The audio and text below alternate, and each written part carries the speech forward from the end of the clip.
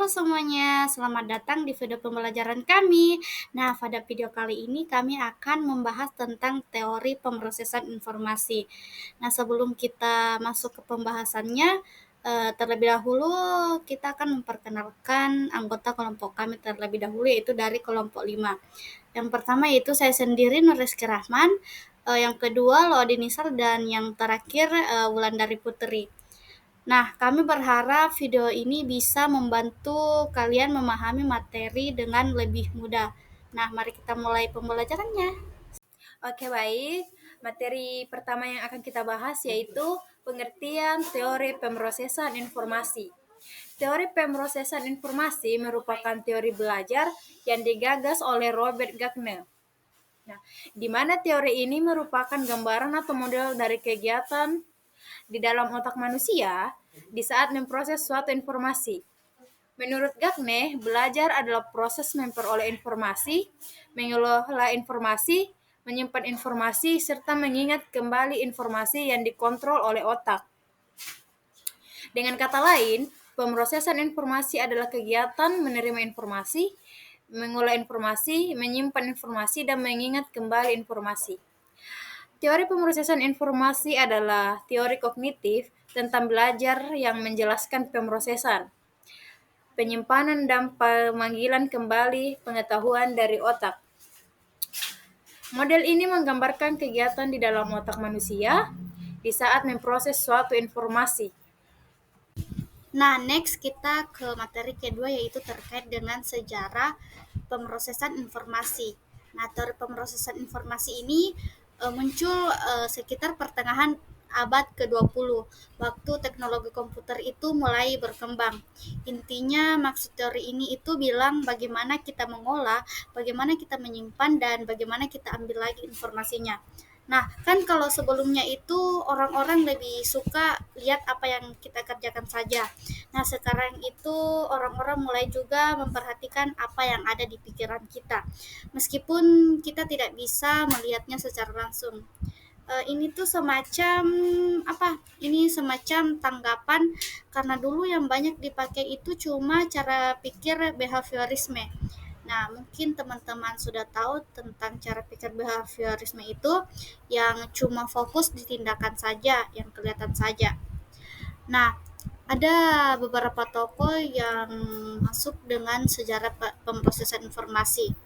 Yang pertama itu George Amiller pada tahun 1950-an.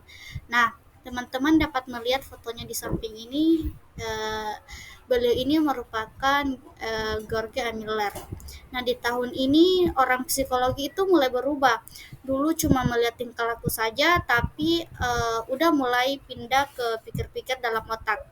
Nah, ada orang yang namanya George Miller ini, dia bikin sebuah tulisan yang terkenal dengan judul The Magical Number 7 plus or minus 2.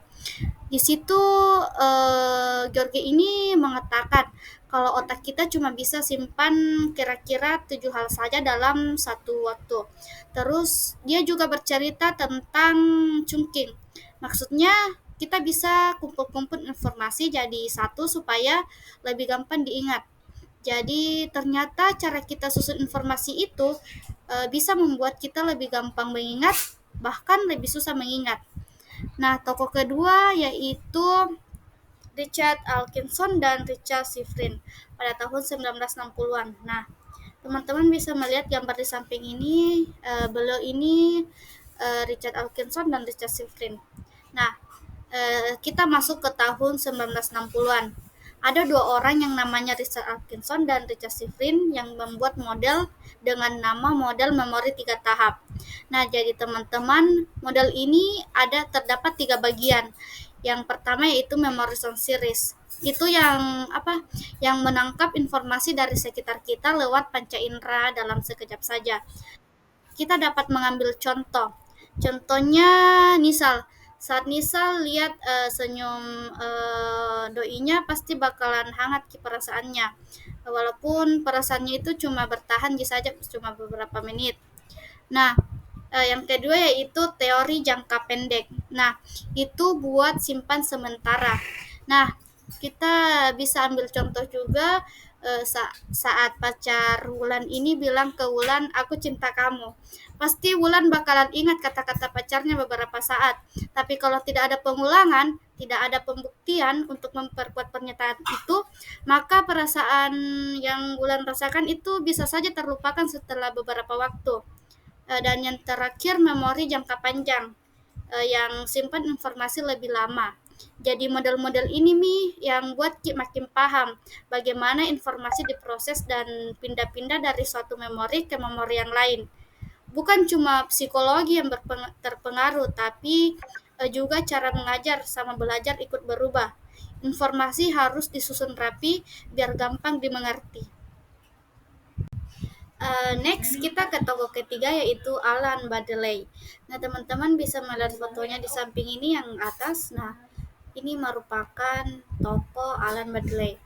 Di tahun 1970-an dan 1980-an, perhatian itu mulai beralih ke cara kita memproses informasi dalam memori jangka pendek. Nah, Alan Baddeley ini yang perkenalkan sebuah konsep memori kerja. Dia mengatakan bahwa memori jangka pendek itu bukan cuma tempat simpan informasi semata saja, tapi juga aktif dalam mengolahnya. Model Bartley menjelaskan ada beberapa bagian dalam memori kerja. Yang pertama yaitu sentral eksekutif. Nah, ini merupakan memori yang mengatur informasi.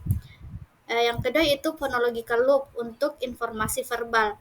Yang ketiga visuospatial sketchpad untuk informasi visual dan ruang. Dan yang terakhir episodic buffer yang menghubungkan informasi dari memori jangka panjang. Nah, pendekatan ini yang bantu Ki memahami bagaimana kita mengelola sebuah informasi dan bahwa oh ternyata cara belajar yang aktif itu bisa tingkatkan pemahaman tak. Nah, selanjutnya kita ke toko yang terakhir yaitu Jan Pagan dan Lev Vygotsky. Nah, seiring berjalannya waktu dari tahun 1990-an sampai sekarang, cara tak berpikir tentang belajar itu mulai berubah. Tentunya ada pengaruh dari tokoh-tokoh. Tokoh-tokoh seperti Jan Piaget dan Lev Vygotsky ini punya pengaruh yang sangat besar. Piaget sendiri itu bilang kalau anak-anak itu belajar dari pengalaman dan berinteraksi dengan dunia sekitarnya. Kalau Vygotsky sendiri itu mengatakan kalau belajar itu penting untuk kita libatkan orang lain. Dia bilang kalau kita belajar sama orang yang lebih tahu, itu bakalan mempercepat proses belajar kita. Jadi kalian-kalian ini harus ingat kalau belajar itu bukan cuma diri sendiri, tapi harus juga libatkan orang lain. Nah,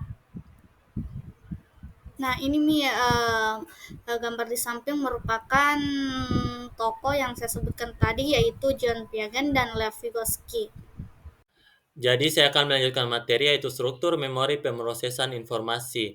Terdapat 3 komponen dalam pemrosesan informasi yang dipilih berdasarkan perbedaan fungsi, kapasitas, bentuk informasi, serta proses terjadinya lupa. Yang pertama itu sensori memori atau yang biasa disebut memori sensorik. Memori sensorik adalah tahap pertama dalam pemrosesan informasi, di mana informasi dari lingkungan diterima melalui indera seperti penglihatan, pendengaran, penciuman, perabaan, dan pengecapan. Memori ini sangat singkat, biasanya hanya berlangsung beberapa milidetik hingga beberapa detik. Misalnya ketika kita melihat kilauan cahaya atau mendengar suara singkat.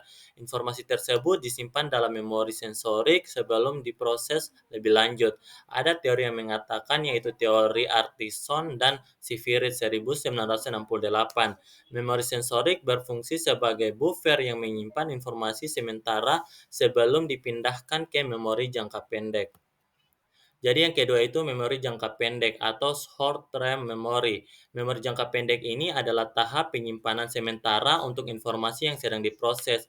Kapasitasnya terbatas, biasanya hanya mampu menampung sekitar 7 item informasi pada satu waktu. Seperti yang diusulkan oleh George Miller dalam penelitiannya pada tahun 1956, informasi di sini dapat dipertahankan selama sekitar 20 sampai 30 detik tanpa pengulangan atau rehearsal. Memori jangka pendek juga dikenal sebagai memori kerja, yang berfungsi untuk memanipulasi atau mengolah informasi dalam tugas-tugas kognitif seperti pemecahan masalah dan pengambilan keputusan.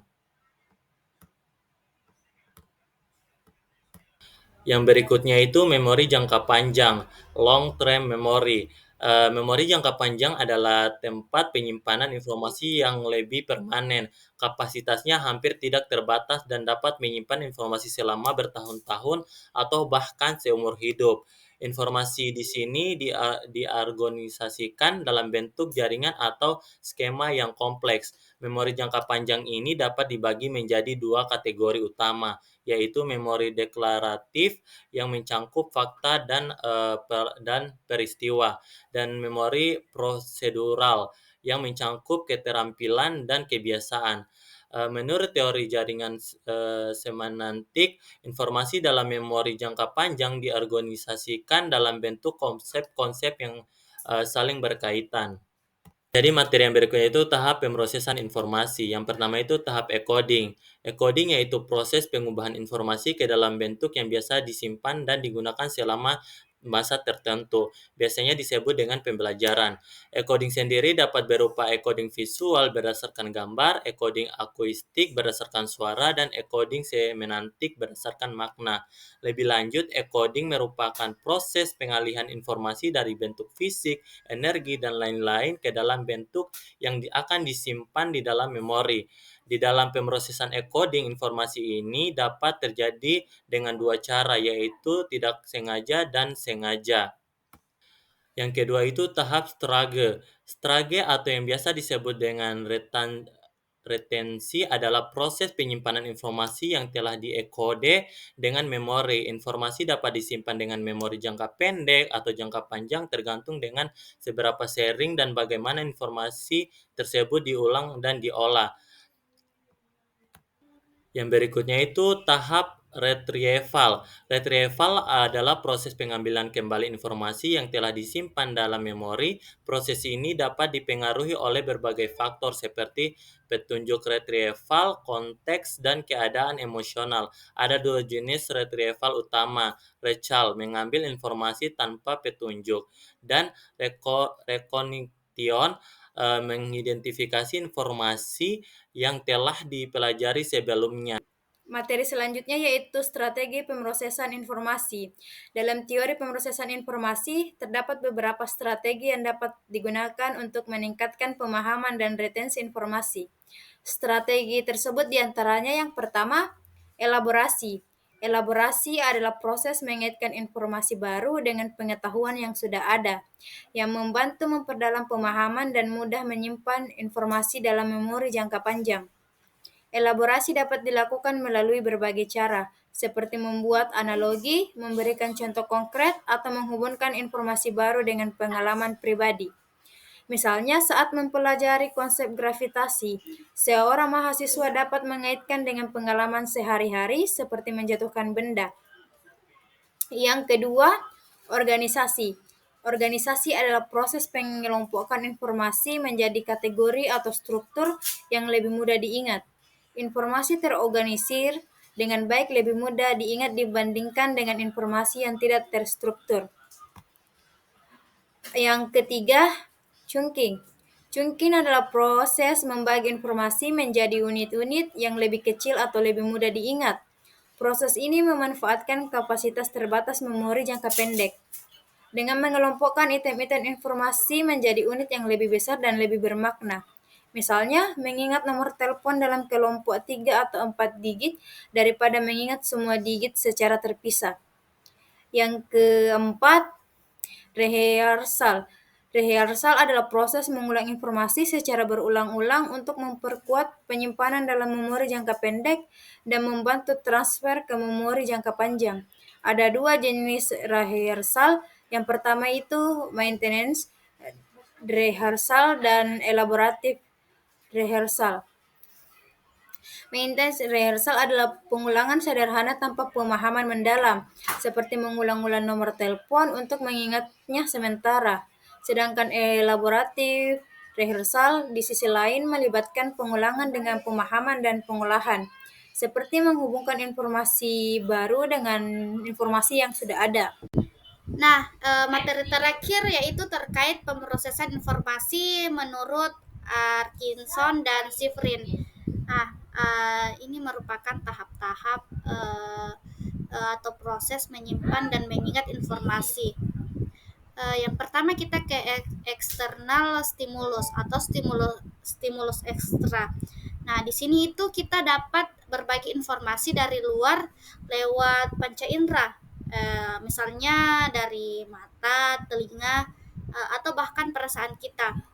Terus ke sensory register atau pendaftaran sensorik. Nah, informasi yang lewat indera itu disimpan sementara, tapi hanya beberapa detik saja. Dan di sini itu belum diproses. Terus kita ke initial progression, pemrosesan awal. Nah, jadi informasi yang ada di pendaftaran sensorik mulai diproses. Hanya yang diproses itu hanya yang dianggap penting saja atau yang menarik saja yang akan dipilih. Terus ke memori kerja atau memori jangka pendek, working or short term memory. Nah, yang terpilih itu lalu dipindahkan ke memori kerja. Di sini bisa disimpan sekitar 20 sampai 30 detik dan bisa diproses lagi. Nah, terus kita ke pengulangan dan pengkodean, rehearsal and coding. Nah, untuk membantu ingat dan simpan dalam memori kerja, kita bisa ulang-ulang informasi itu. Dengan cara ini, otak kita bisa mengingat lebih baik. Terus kita ke atas ke long term memory atau memori jangka panjang. Kalau informasi itu sudah diproses dengan baik, maka dia disimpan dalam memori jangka panjang. Ini bisa bertahan sangat lama sampai seumur hidup bahkan. Terus kita ke pengembalian kembali. Nah, saat kita butuh informasi yang sudah disimpan, kita bisa ambil lagi dari memori jangka panjang. Proses ini yang membantu kita ingat apa yang sudah kita pelajari sebelumnya. Nah, itulah tadi materi terkait teori pemrosesan informasi. Terima kasih sudah mengikuti video pembelajaran kami sampai akhir. Semoga penjelasan yang kami berikan ini dapat membantu kalian memahami tentang teori pemrosesan informasi dengan lebih baik. Jika ada pertanyaan atau hal yang kurang jelas, jangan ragu untuk menghubungi kami atau kita dapat melakukan diskusi bersama. Nah, kami harap materi ini dapat bermanfaat dan sampai jumpa di video pembelajaran berikutnya. Terima kasih dan selamat belajar.